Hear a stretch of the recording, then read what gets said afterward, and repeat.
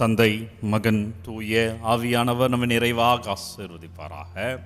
ஆமேன். பிரியமான அன்பு இறைவர்களே, செவ்வாய்க்கிழமை கோடியற்புதர் அந்தோணியார் நாள். நண்பர்களே, கிஃப்ட் டு ஜீசஸ் அப்படின்ற ஒரு கான்செப்ட் கிரியேட் பண்ணியிருக்கோம் பைபிள் கமிஷன்லேருந்து. இந்த போஸ்டர் பாருங்கள்.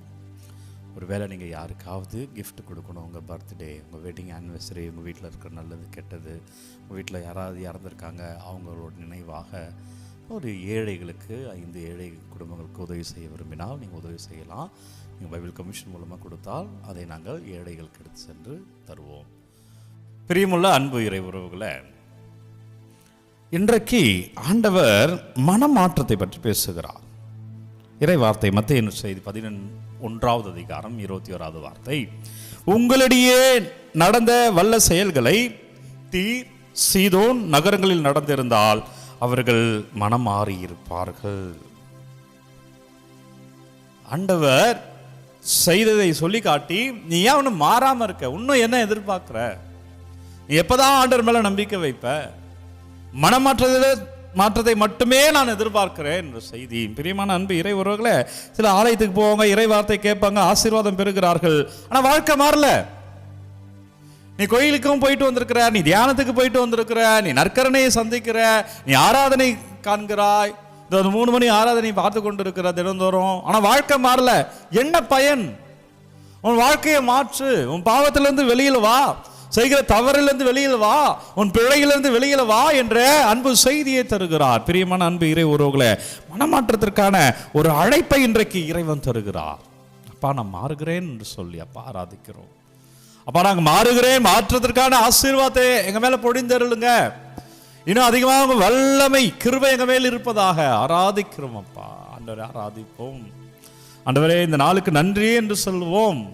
கோடியற்புதர் அந்தோணியார் ஜெபத்தின் நாளாக இன்று புனிதருடைய பரிந்துரை ஜெபத்திலே அப்பாமை துதிக்கிறோம், நன்றி செலுத்துகிறோம். இயேசுவே, இயேசுவே, ஆராதிக்கிறோம். நற்கருணை நாதரே, நன்றி அப்பா. ஒவ்வொரு தேவைகளுக்காக ஒப்பு கொடுத்து ஆராதிக்கிறேன், உங்கள் விண்ணப்பங்களுக்காக ஒப்பு கொடுத்து ஆராதிக்கிறேன். இன்றைக்கு நற்செய்தி இதுதான். பிரியமுள்ள அன்பு இறை உறவுகளே, மத்தேயு நற்செய்தி 11வது அதிகாரம் 20லிருந்து 24 வரை உள்ள இறை வார்த்தையிலே ஐயோ கேடு என்ற வார்த்தையை பயன்படுத்துகிறார். ஏனென்றால் கொராசின் நகரே ஐயோ உனக்கேடு, பெத்சாய்தா நகரே ஐயோ உனக்கேடு என்கிறார். ஏனென்றால் இது ஒரு சாபம் அல்ல, மனம் மாறு என்று இயேசு சொல்கிற ஆழமான ஒரு வேண்டுகோள். நான் உங்ககிட்ட நிறைய அதிசயங்கள் செய்திருக்கிறேன், அற்புதங்கள் செய்திருக்கிறேன், ஆனால் உங்ககிட்ட செய்ததை தீர், சீதோன் பகுதிகள் செய்திருந்தால் அவர்கள் மனமாறி இருப்பார்கள். நீ ஏன் மாறாம இருக்கிற? ஏன்னா அந்த கொராசைன், பெத்சாய்தா இந்த இடங்களில் தான் ஆண்டவர் அதிகமாக அவர் பணி இருந்தது. எனவே பிரியமான அன்பு இறை உறவுகளே, இன்றைக்கு ஆண்டவர் நம்மை பார்த்து நம்ம மனமாற்றத்திற்கான அழைப்பை கொடுக்கிறார். மனம் மாறு, ஆசீர்வாதம். என் மகளே, மகனே, பார்த்து கொண்டு இருக்கிற, என்ன மனம் மாறணும்? உங்களுக்கு தெரியும், உங்க ஆண்டவருக்கு தெரியும். எதுல இருந்து மாறணும், எதை நம்ம விட்டு கொடுக்கணும், எதுல இருந்து வெளியில வரணும், உங்களுக்கு தெரியும். உங்கள் நற்கருணை ஆண்டவருக்கு தெரியும். மனம் மாறுங்கள். மாற முடியலையாப்பா, நான் மாறணும்னு நினைக்கிறேன், முடியல, அதுக்கு கிருபையை தாங்க. மனமாறி இதுல இருந்து வெளியே வருவதற்கான அப்பா அந்த ஆசீர்வாதத்தை, அந்த கிரேஸை என் மேல பொழிந்தருங்கப்பா கேளுங்க. ஆண்டவர் எதை தேடுகிறார் என்றால், இன்றைக்கு செய்தியில பார்க்கிற பொழுது பெரிய பெரிய ஆழங்களை தேடுகிறாரா? பெரிய பெரிய கூட்டங்களை தேடுகிறாரா? அது நம்ம தேடுறது.